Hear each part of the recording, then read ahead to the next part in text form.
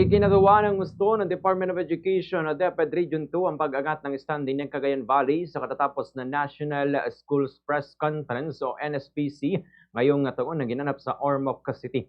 Sa panayam ng Bombo Radyo Kawayan kay Regional Director Benjamin Paragas sa Department of Education Region 2, sinabi niya na sa secondary level ay tinanghal bilang overall champion ng Region 2. Anya na mayagpag ng husto ang Region 2 pagdating sa group events, partikular sa radio at TV broadcasting. Maliban dito, dinomina rin ng mga student journalist sa rehiyon ang ilang mga kategorya sa elementary level dahilan upang masungkit ng Region 2 ang pangatlong pwesto sa overall standing ng 18 regions sa kalahok sa NSPC.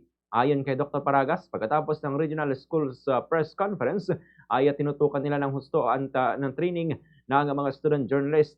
Nag-imbita rin sila na mahusay na mga journalism practitioners upang tumulong sa paglinang ng kakayahan ng mga kalahok. Ganito ang bahagi ng pahayag ni Regional Director Benjamin Paragas.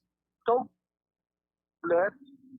napakarami rin nating winning sa individual riding events for both secondary and high school.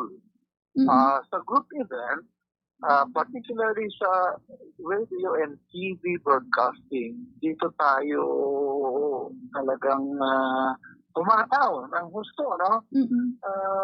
Sa elementary, sa secondary natin, I should say, for both individual and